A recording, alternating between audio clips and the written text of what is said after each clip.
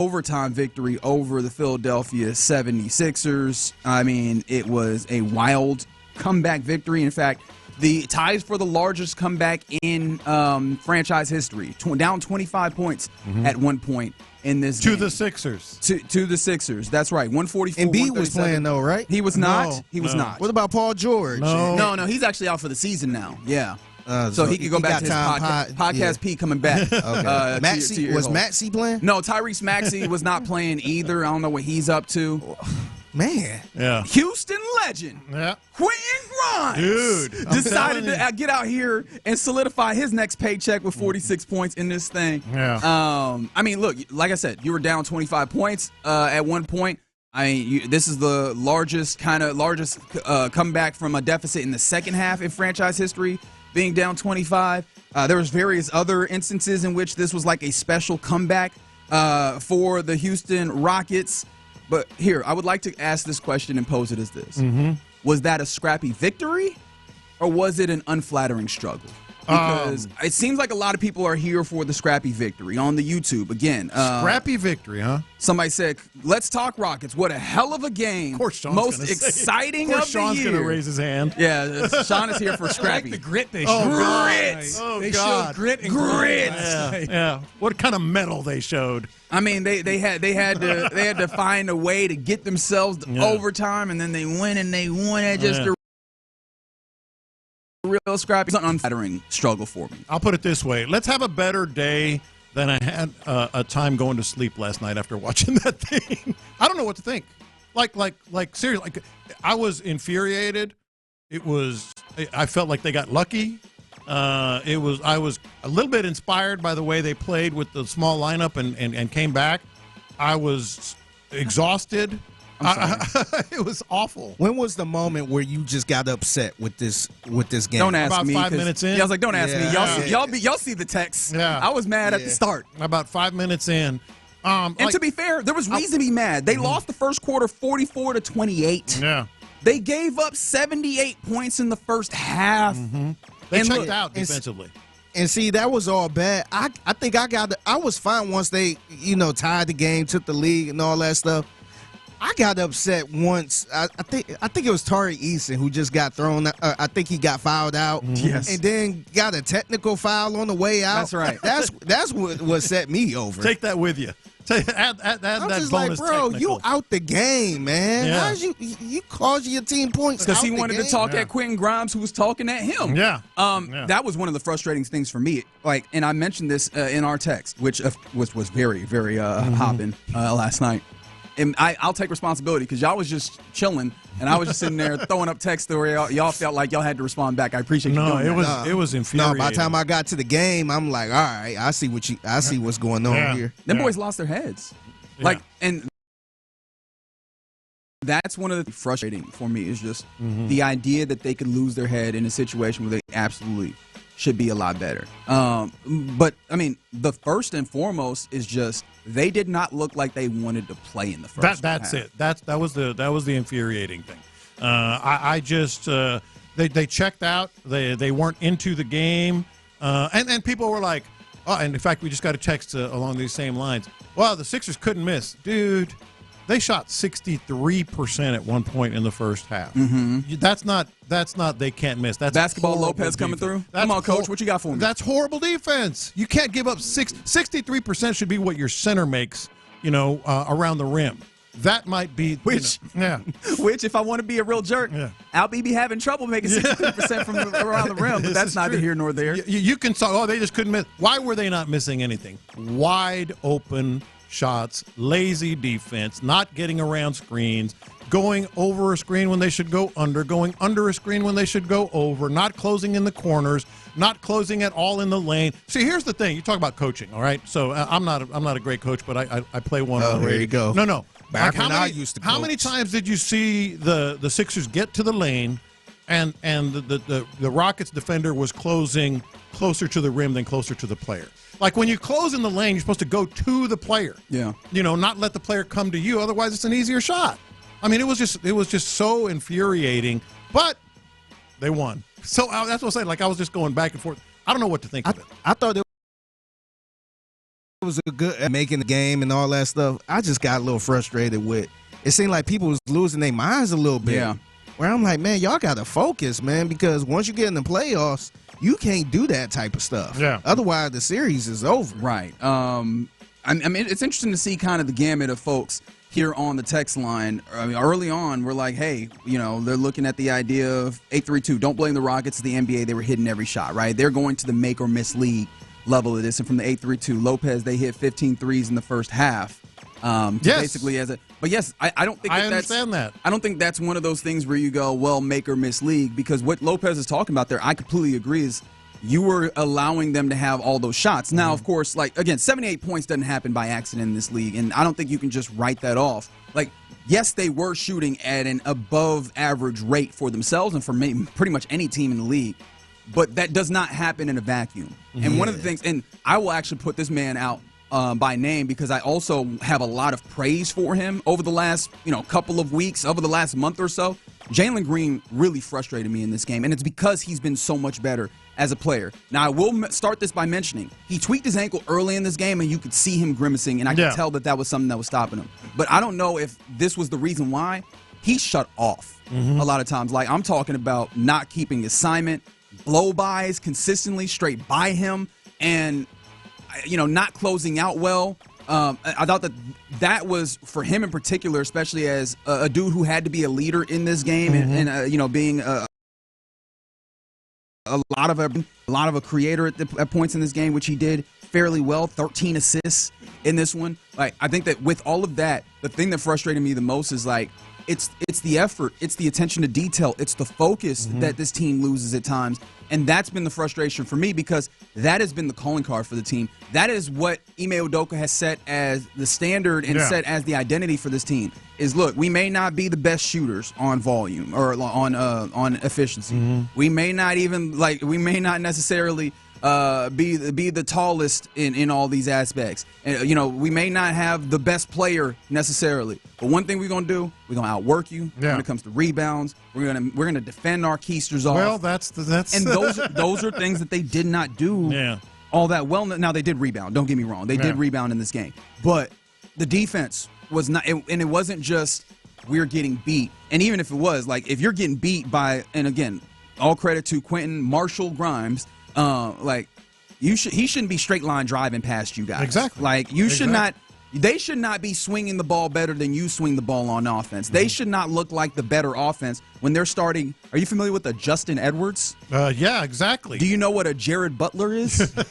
Have you heard of Ricky Council the fourth? Like, these are the starters for the Philadelphia Not the third, Sixers. the fourth. And look, there are games where wild things happen. And I understand that. This was one of those wild things games, but you aided and abetted it at every turn for at least the first half of basketball. And that was a deeply frustrating thing for me, especially for a team that currently sits a second, pushing to the playoffs, and really, this is part of who you are, and those are the things that you need to make sure that you have right, especially going and playing against better teams who will take advantage of that and not allow you to come back and beat them in a game. And you mentioned playoffs, and that's why I'm so conflicted about this squad now. Just over the last 3 games, I said it yesterday, we talked about it.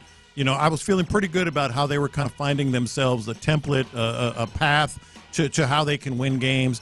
But it still hinges on what they can do defensively. And then the other thing is the rotation got a little interesting last night. Yeah. And how does that play out now? What are other teams going to do to you when you try to go small? Other teams are going to be deeper and better around the rim with some bigger guys that can run and pass than the Sixers were last night. And that's how you got back in the game with the small lineup. And Şengün, your best player, sitting all this time.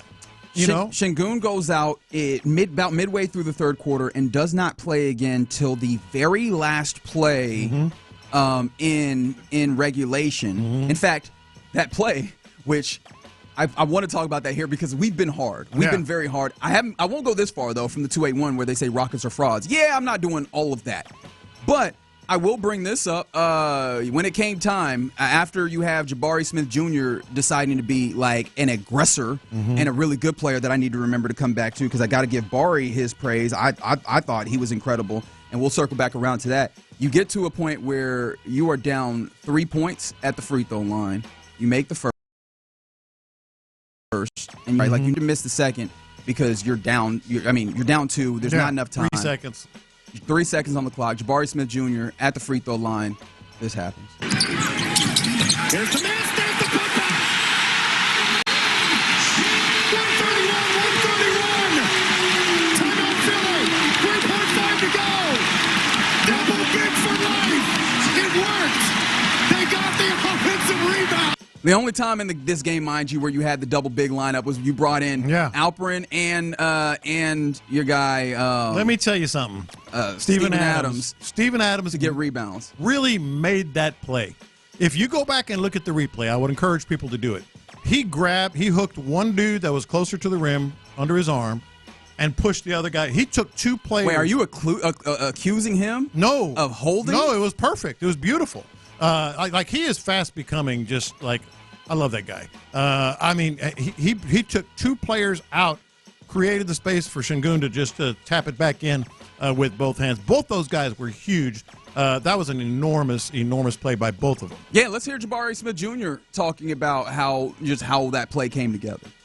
So Tate whispered to me, miss it. I looked at E-Man to make sure. I'm like, what? He told me to miss it. Perfect miss in my opinion. Hit the back rim, came right to Alfie. He came in ready to play. Didn't play much in regulation, but came in ready in overtime and won us the game. And of course, that was Space City, Vanessa Richardson asking that. But it was beautiful to watch. One of my all-time key, rarely seen type plays. That'll come back up for our question of the day. But I'm still I went to bed last night and kind of thinking how do I feel about that? It was just so back and forth. That was another thing to feel kind of conflicted on. When you have Alperin Şengün come in at the very end, very quickly establish the size disparity that he was able to provide, considering that, the Sixers were really small. In all of that game, you bring in Alperin and he boxes out cleanly his guy and gets an easy rebound. Like, that one was one of the easier rebounds I've seen Alperin have to bring down. Absolutely. Puts it back up. And then in overtime proceeds to just put dudes into the basket with his size, which did raise the question, why did Alperin Şengün not make his way back into that game for a quarter and a half of basketball towards the end? Now, I think that some of the answer was they were leaning on the hot hand that was Jabari Smith Jr. for a period of time because he created a run. He was incredibly aggressive in a way that I love. Like, there's a very clear night and day effect when Jabari Smith Jr. is aggressive with the basketball. Yeah. And sometimes where he's prioritized with the basketball, then where he's passive and maybe kind of asked to just kind of play the background. But I thought there was a point where that slowed down, where I was like, okay, you can get Alperin back in now that you're not getting the full effect of just Jabari going mayhem, and you can get that size advantage. But I do wonder how much of that is a concern about his ability to defend on the perimeter and those types of things. Yeah, no, it was a thought that I had as well. Jabari Smith Jr., the talent we know. I went back speaking to and looked at plus minus. It's a yo-yo, man. It's just this month. He's gone minus 17, minus 7, plus 21, minus 9, plus 22. It's wild, and that speaks to what you're talking about. On the text line from the 832, dogging Jaylen Green, but he's the one that got the steal to help go to overtime. He sure did, and that's the thing is, I don't think that we have to make this flat.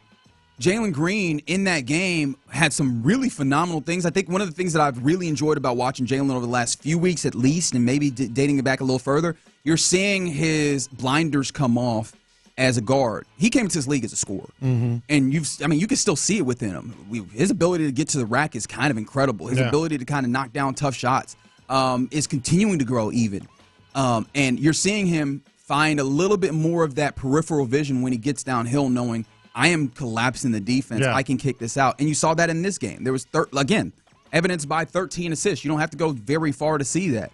But at the same time, I can talk about the fact that he was not giving good effort defensively to start in the first half. Absolutely. He came back around. And, of course, I also mentioned he did tweak his ankle. It was very evident. So I'm sure that factored into some degree. But that's going to be hoop, especially if you're going to be one of the best players on this team. I'm not going to knock him for some of the natural things that he's going to have a little bit of a tough time with, but controlling your temperament, controlling the way that you try and go about this, I think that matters. And I was disappointed is probably more the way to say it. And it wasn't just him. He typified that because he was not alone out there. They didn't score 78.